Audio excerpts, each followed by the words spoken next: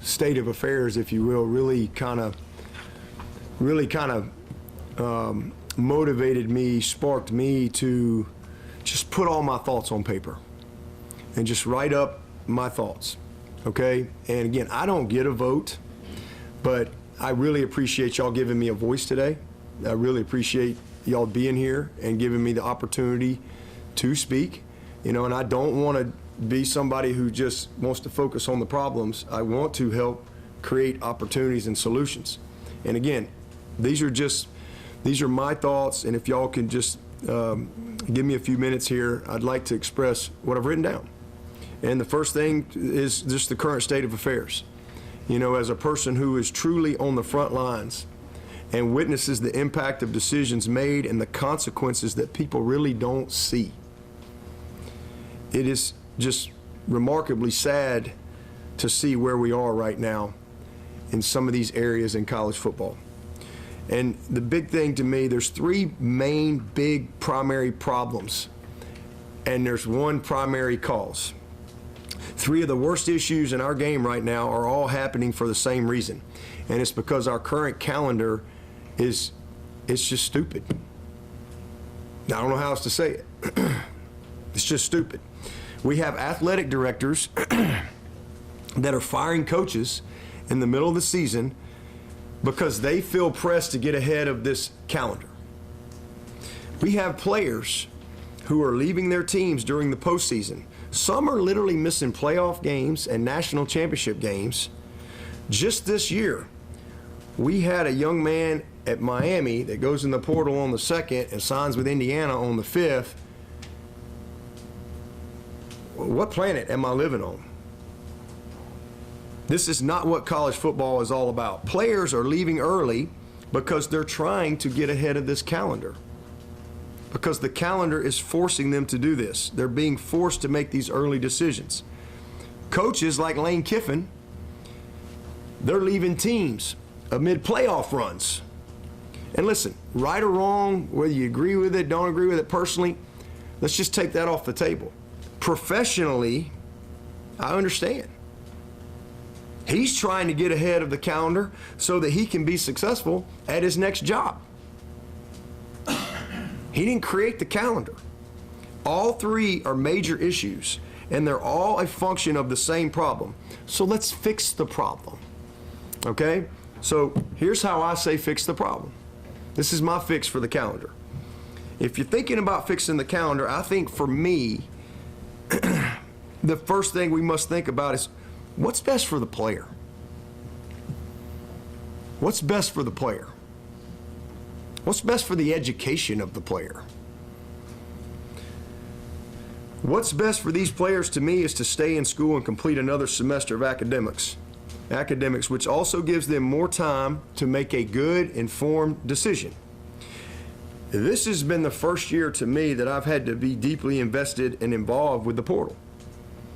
We've had some one-offs here or there, but that week was crazy. And it was eye-opening for me. As I said publicly, it was like meeting somebody in a bar and going across the street 8 hours later and getting married in the Elvis wedding chapel. It was crazy. It was crazy. It's the best analogy I can give you. A calendar change would create a cooling off period for everyone.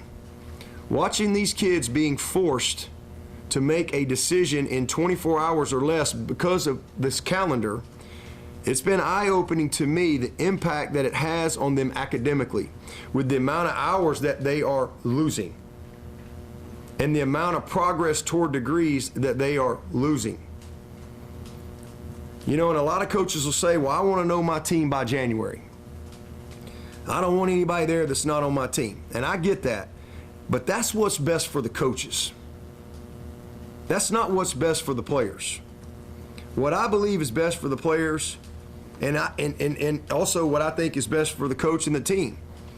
My suggestion is that we move the portal window, call it February 25th to March 5th, or March 1st to March 10th.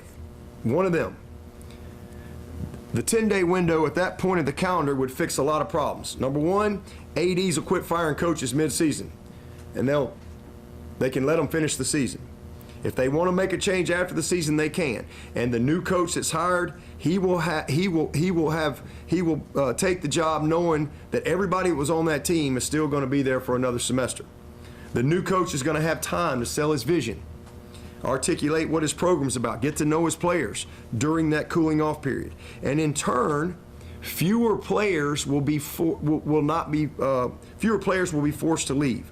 Not everybody, newsflash, not everybody is going into the portal willingly. A lot of players are being forced to leave, and this would help alleviate that. Number two, the players would continue to progress academically during this critical semester. And when teams hit the field, March 1 or whatever that date is, hey, you know what your team is. You know what your team is. And the guys that are going to leave, they're going to leave. Hey, they're not in your building. They're not a problem. They're going to school. But those transfers, now they have all of March and all of April to make a better decision, to make a wise decision while completing another whole semester academically. A better academic fit, not just a football fit. And number four, it would help the players be more informed on that important decision. They would have, again, more time to go see places. And it would be the same for the coaches. Coaches, we would know our team, we would know our gaps. And now, instead of having to meet a guy at 9 and make a decision at noon, a massive decision, by the way, like you don't just go buy a house for $600,000 without getting, like an inspection, all kind of stuff. Like you can't just go buy a house in a day. And we're making these huge financial decisions in a couple hours. It's crazy to me. But coaches would know our gaps and we would know our needs, and this change would give coaches all of March and April to do our due diligence, to build relationships, to get to know the people, to make better decisions. Right now, everybody's making decisions in a 24-hour period. I am literally meeting a guy at 4 and he's making a decision the next day at noon. And to me, that's crazy. The kid has no choice and we have no choice because of this calendar. And the adjusted portal window would clean that up. Now, what about spring practice? Well, I believe it's time to go away from the current spring model.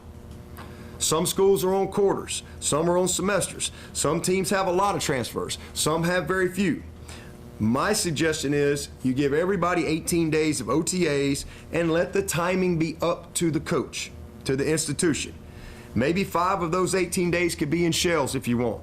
But no matter what, it's 18 days of OTAs that you can use anytime between March and July. Use them however you want.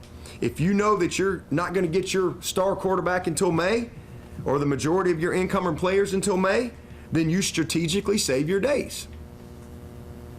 Maybe you use a few with your current guys and then you use the others when the rest of the players arrive. It's not a one-size-fits-all situation because teams are in and out of school at different times.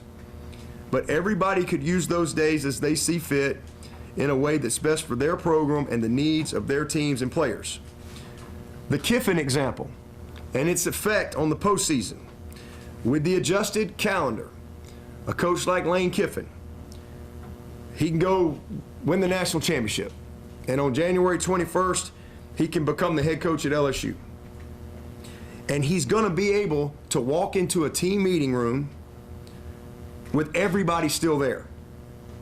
He then has a month to recruit his team and these guys and to meet with them and sell his vision and all those things. And then the guys that are going to leave can move on after that. Then he has March and he has April to make good decisions for his roster in a much more better and productive way. Players would no longer feel pressure to walk away from bowl games, playoff teams, or forfeit appearances in the semifinals or national championship games because they have to hustle into the portal because they're rushing to get into school right away. These players could stay and they could finish their seasons knowing, hey, I'll have time for that. I got another semester of academics and I'll have the spring to figure out what's next. Tampering. The calendar shift would cut out much of the current tampering. Not eliminate it, but it would cut out much of the current tampering. And quite frankly, what we're dealing with right now is flat out extortion in some cases. The tampering and some of this extortion that's happening right now is because of the intensity of the decisions that are having to be made in such a short period of time. Right in the middle of when people are trying to play bowl games, playoff games, etc. Adding to the pressure of all of this, there is absolutely zero transparency from a financial standpoint. People are lying. People just lie. And because of that, people make rash decisions because there's no transparency. There is no other sport or league that operates this way, and this present system is crazy. High school signees and graduates. High school kids should still be able to sign early in December. That shouldn't change. We have to protect the high school signing window. I've just been on the road this week. The high school coaches and how high school recruiting is being affected, it's really sad. This would help that. This would help that. And again, you have the early signing because these kids want to be mid-years and all that stuff. If a program wants to fire the coach, then those high school signees can enter the portal. They can leave. It is what it is. Same thing for a graduate. If you're a graduate, hey, you can move on your way as well. Okay? Furthermore, with the current system, many of these young men are not going to graduate because they're losing so many hours and they are simply going places chasing money and chasing eligibility. I just experienced this. I've never experienced this. But this is happening so fast, and I'm looking at this transcript, a really good student, and I'm looking at all the hours that are not going to transfer to Clemson. And so what? And then I'm looking at, okay, well, here's the plan that he's going to have to be eligible. It's really sad. We have, I won't call a name, but we have a couple kids that are leaving here. One young man needed 12 hours. He needs like 12 hours to graduate from Clemson. But because of this calendar, he's being forced to go in the portal because he wants to go somewhere and try to play this year. That guy would be able to stay at Clemson and graduate and then go make a better decision on where he wants to go. It just doesn't make any sense. These guys, I'm looking at this and I'm like, okay, this guy's going to get eligible. Now, they'll graduate from a place like Clemson because we're Clemson. But there's a lot of these kids that are not going to graduate. I'm just telling you the facts. They're not going to graduate. They're going to spend their short-term money that they've got, and they're not going to have degrees. And that's sad to me. Many of these young men that are leaving currently would end up staying with their team with a cooling off period. There's a lot of emotional decisions being made right after the season. Guy didn't play as much, whatever. Everybody's in their ear. With a cooling off period, rather than this current window right at the end of the season, you know what? That team meeting room would look a little different when they got back in there. Those segment meeting rooms would look a little different when they got back in there. And now all of a sudden, maybe that kid who would have left, maybe he's got a little different vision. And instead, maybe he ends up and he stays. But if he does choose to leave, the coach then has time to go and replace him. And the player has time to make an informed, wise decision, especially academically. So why the calendar change is imperative. Again, we got a lot of things we need to fix in college football. But first and foremost, it is imperative that we fix this calendar. And I believe this is the right way to do it. Again, it's just my opinion. Everything that's happening right now, it would all slow down. When you hit the field as a coach in the spring or summer, you know what your team is. You know what your gaps and needs are. And then you have the flexibility to structure your OTAs all the way from March to July based on when your players are arriving. This will protect coaches and athletic directors, again, from feeling forced into early midseason decisions and attempts to get ahead of the calendar. And it'll also protect college football's postseason. I don't know of another sport that doesn't protect their postseason. Everyone will have plenty of time, and everybody, the players and the coaches can finish the season.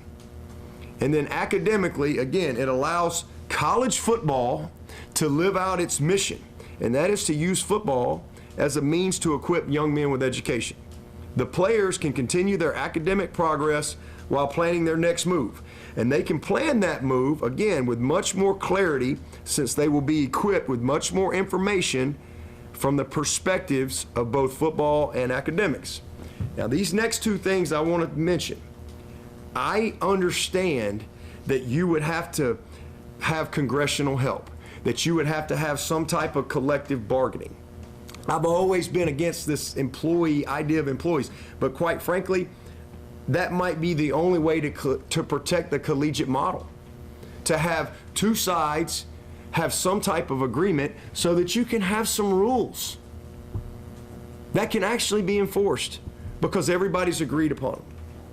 And so I just want to just throw that out there because, again, I understand you got to have some help. So the first thing I would say on the transfer policy, my proposal is that everybody gets one free transfer with no consequence. Players whose head coaches leave or the head coach is fired may also transfer without a consequence. If you graduate, you can transfer without a consequence. For all other instances, players must sit one season following their transfer. This would mitigate, not eliminate, but this would mitigate the tampering and again, in some cases, the extortion with agents trying to renegotiate every single year. However, I want to say this. Any player who does have to sit a year, they can have that year of eligibility back reinstated upon graduation. This would incentivize graduation and minimize this 3-4 time transfer situation that to me is plaguing college football. The next thing is smarter revenue sharing. I think it's outstanding that players are able to share in the revenue that they help produce. And now that revenue sharing is in place, I believe we can design a better system to help them maximize this financial blessing at this stage in their life, which would protect them from themselves, from their agents, and even in some instances, their own families. Players should receive their scholarship. And I believe, and again, I know this is collective bargaining, whatever, but players should receive their scholarship and what I believe is some type of established minimum. Call it $100,000, call it whatever, just for the sake of argument, all right? Which would allow them to live greatly while being a college student athlete. I also feel like the players should still be allowed to negotiate their fair market value for rev share and NIL. However, I believe any money above the minimum should go in some type of compounding annuity or financial product that would not be accessible until they either graduate or turn 25, whichever comes first. Again, this would incentivize graduation, and this would mirror a very common practice with estate planning. Now, again, I know this is pie in the sky and requires congressional help and collective bargaining and all that stuff, but as adults, we all know that the graduate or the 25-year-old version of these players will be much more mature and prepared, and they will think differently than they did at ages 18 to 21. This is why car insurance is much cheaper for the 25-year-old than it is the 17-year-old. Because data says. So long-term outlook, I believe if we don't act about these current transfer rules, I believe we're going to look up in 5 or 6 years and we're going to see a mass of players without degrees who will have spent their short-term money. We're going to have a bunch of screwed up 30-year-olds. 6 years ago, 5 years ago, I sat in meetings and I said, if this all happens, tampering is going to be crazy. And here we are. And it's sad to me that sometimes something bad has to happen for people to step in and fix it. And you know, at the end of the day, it may very well be the voice of this era of player that creates the change. Because I do believe we're going to have some screwed up 30-year-olds that have no degrees, that have spent their money, that can't play football anymore, and aren't connected to anything because of the system that has been set up for them. Reports cite that almost 78% of NFL players are bankrupt within 2 years of being out of the league. Those are men in their mid-20s to 30s. Let me just tell everybody, we're not going to get a different result with an 18 to 23-year-old. It's going to be worse. Even for those who do go on and play in the NFL, it's for 3.3 years on average. Right now, college football and the system that is set up, it is set up to reward the 2% that have a chance to make it to the NFL. That's what all the stories are written on. That's what gets all the headlines. Nobody wants to write about all these kids in the portal that ain't going nowhere. Nowhere. We got a lot of young men that are making decisions. They've never lived away from home a day in their life, and they're making a decision, oh, I'm going to get the most money here while I go there. And a big reason why you got 10,000 guys going in the portal is because then they get there, and then they don't like the people that they're with. There's a lot that comes with money. These are young people who don't know what a 1099 is, a W-2, gift in kind, and nor should they. They're 17, they're 18.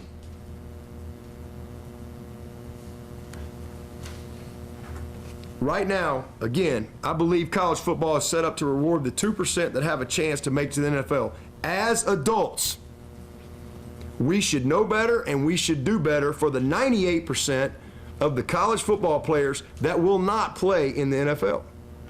So I think we have a responsibility to make sure that we educate, that we equip, and that we graduate the young men that have been entrusted to all of us in college football.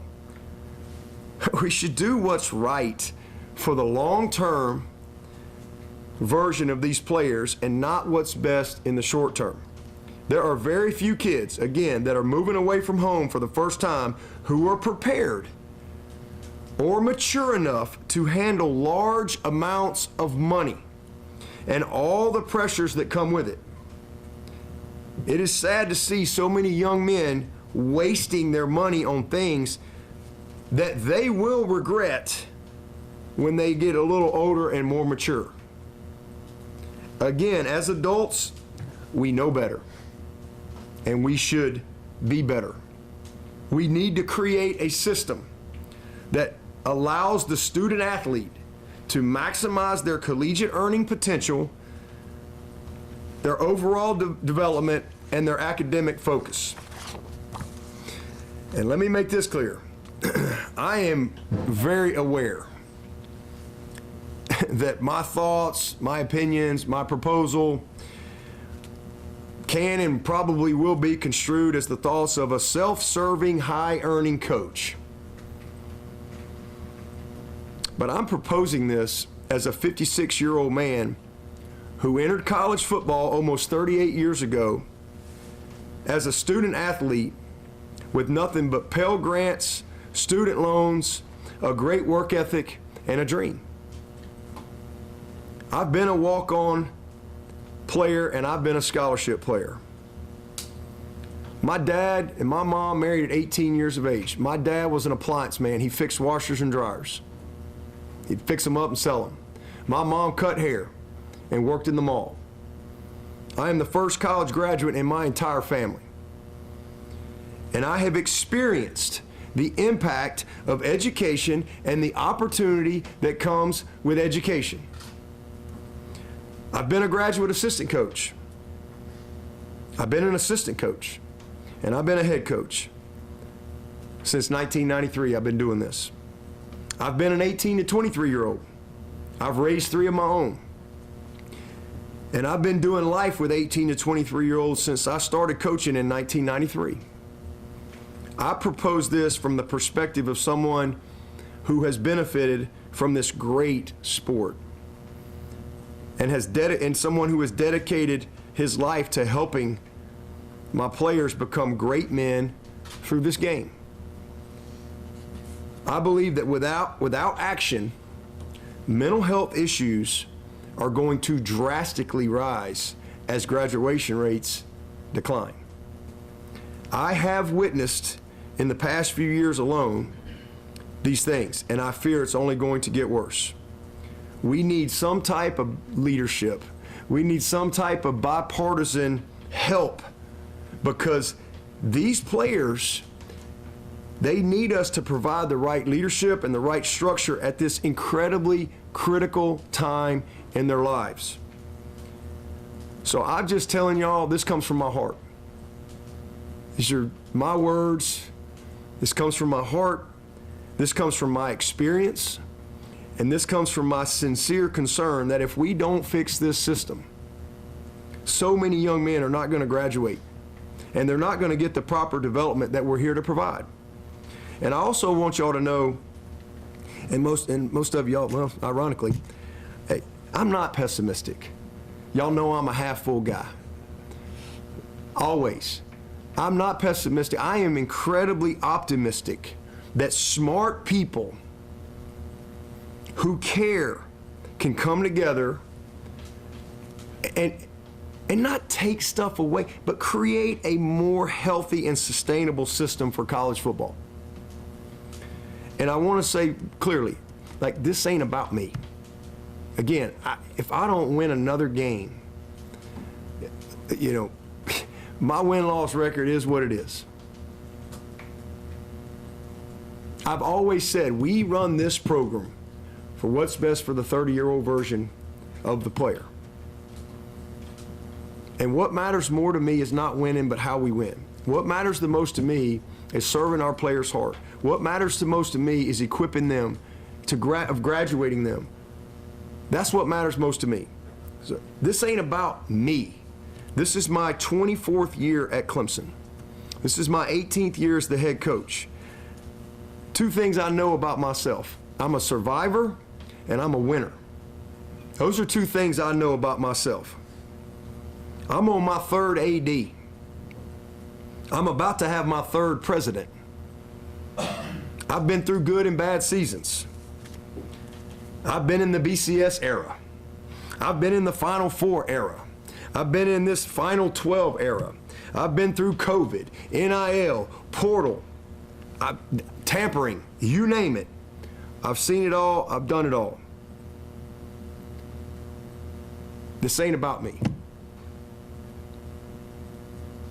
And all while this is going on, we lead the nation in graduation.